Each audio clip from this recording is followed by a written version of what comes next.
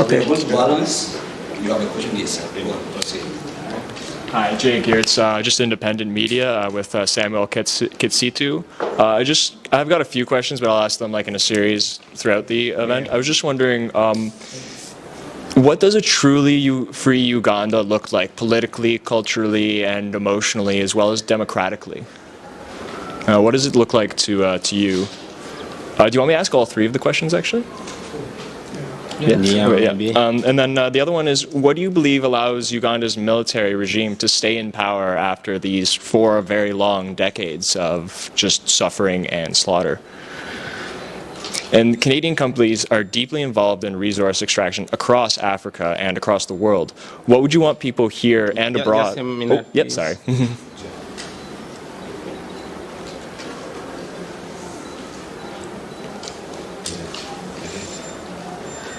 Yes, please ask the third question. What would you want people here to understand about how that relates to repression back home as well as here, and what they should do about it?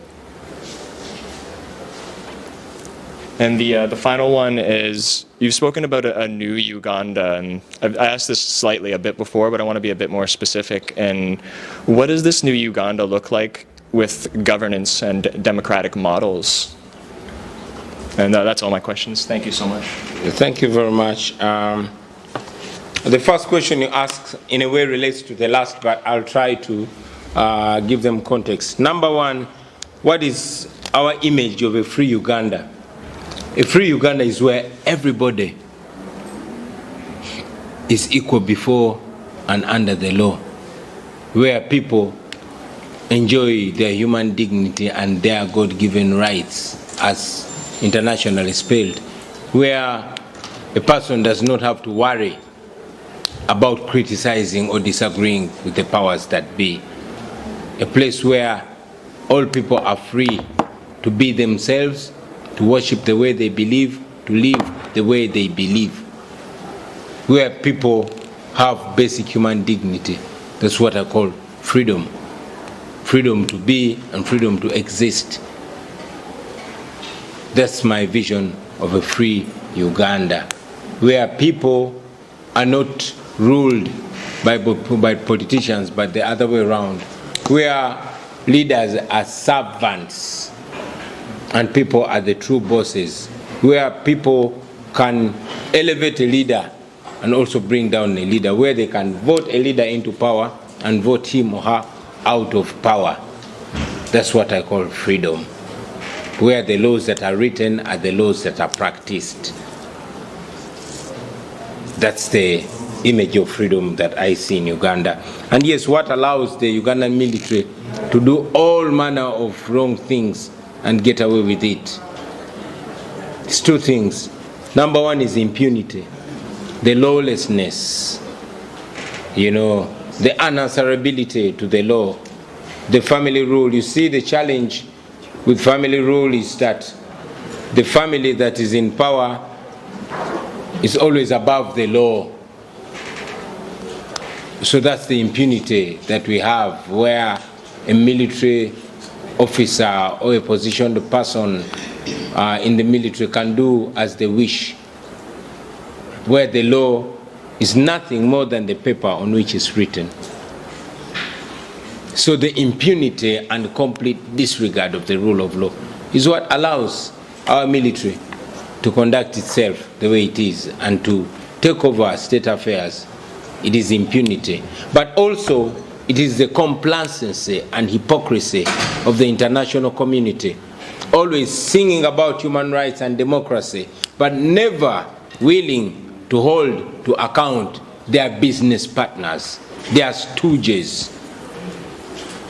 I believe that most dictators in Africa are stooges of the international community. They are puppets of the international community, where these countries have, for lack of a better word, neo-colonialistic interests in Africa, where they exploit our natural resources courtesy of these dictators, because the dictators know that they are protected and their evils and atrocities are happening, but the international community is closing an eye to them. So the complacency of the international community is what has allowed the military in Uganda to do all these things. I mean, one great writer said that the world is getting messed up not because the bad people are so active, but because the good people are so inactive and silent. So the silence and complacency of the international community has played a great role to the militarism in Uganda, in particular, and Africa in general, but also the impunity and lawlessness, that culture of lawlessness and unanswerability to the law has caused the dire situation in Uganda.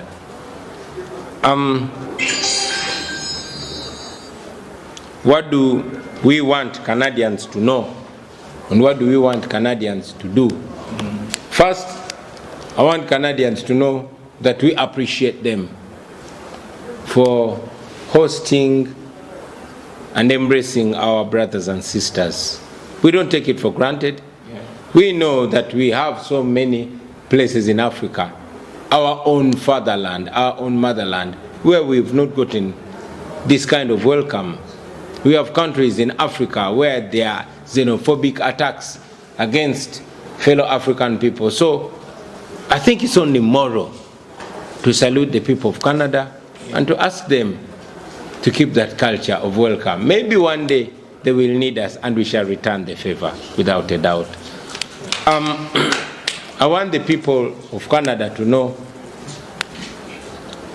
that actually our oppression and suffering is not very detached from them.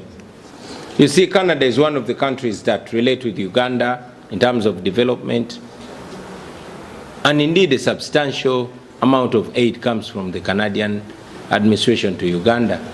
But that's not government, that's not politicians' money, that's taxpayers' money. The money that's given to the Ugandan dictator and later on channeled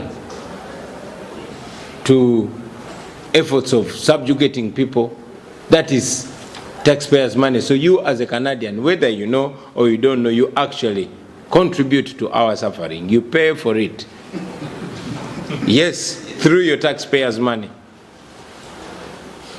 I want them to know that there is a country, the most beautiful country on earth, the Pearl of Africa, Uganda, with 49 million people, that is suffering to free itself from a 40-year military dictatorship. And their attention is paramount. Just their attention. Of course, it dies in the dark. But when we have attention from various countries, then we probably stand a chance of saving this, our country. Maybe if there was no international attention, I would be long buried. But I'm stubbornly still alive because you people have stubbornly kept your attention, not just on me, but on the entire cause that we lead. Yeah. And secondly, and most importantly, there's a request that you Canadians have the liberty, the luxury of freedom, the luxury of being able to call out your leaders and challenge them whenever they misuse or misdirect your taxpayers' money. Please call them out about associating with a known autocrat. And remind them, your leaders, that when they don't do that, whenever they stand with a known autocrat, with a known human rights violator, they are actually being partners in crime. That's my humble message to them. I thank you. Oh yeah, sorry, very last question. Our vision of a new Uganda. Man, the new Uganda, now I want you to imagine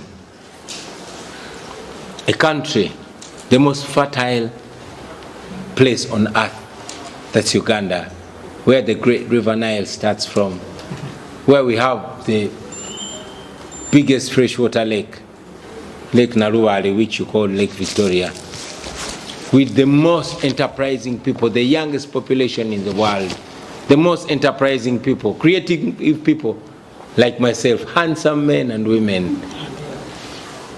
Now, those are the resources.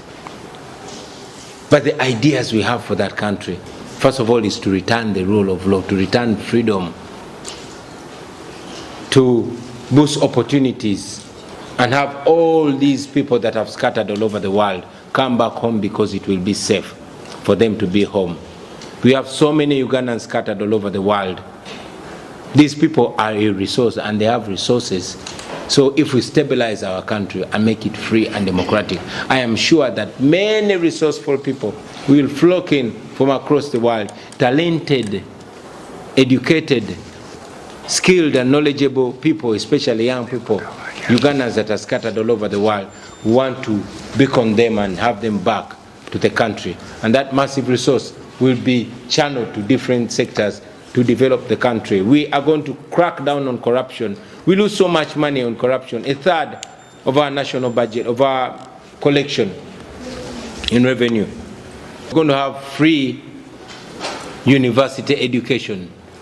I mean, the main university, Makerere University, I went to university on government sponsorship because of my brain, but my generation was the last to have government sponsorship. But we have very intelligent young people, only that they come from humble backgrounds. So if the government can be able to meet the university budget, as per Makerere University, they collect only 100 billion from private students. Only 100 billion. Now, General Museveni uses 3 billion shillings every day. Just imagine, 3 billion shillings every day. So the money he uses in just a year, half of it can ensure that we get free tertiary institution in all universities of Uganda. We can do that. We are going to do that. We are going to revamp our agriculture. In fact, in our education, while I'm still on our education, we're going to change it. The education system we have now, I don't like it. It's colonial in format. It trains only workers. It does not train job creators or creative people. It's not up to date.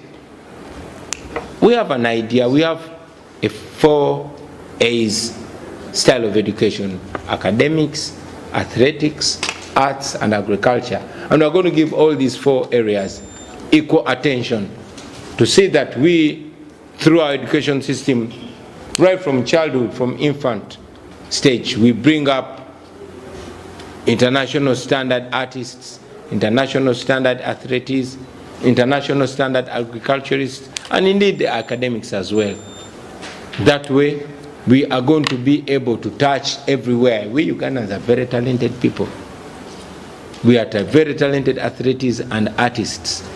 Our climate alone and the soil we have, which is the most amenable soil, the most fertile soil in the Great Lakes region, can help us be once again the breadbasket of the region. And that we are going to do as soon as we take power. Many other things that we want to do, or we want to fix our infrastructure. And this is not reinventing the wheel. These things have been there. My parents tell me that before I was born, we had commercial planes within Uganda. We don't have them anymore.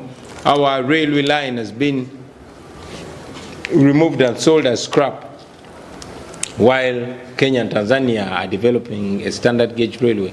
We want to fix that. And the money is there, leave alone the one lost in corruption. Man, we are a rich country. We have oil, we have other natural resources, we have gold, and recently the most, before even this exciting amount of gold that has been discovered, currently in Uganda we export 3 billion worth of gold every year. 40% of that comes from Kasanda.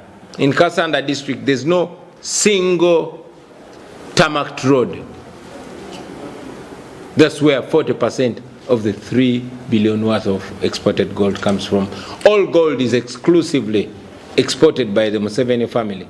Either Museveni himself, or the wife, or the son, or the brother. We're going to stop that.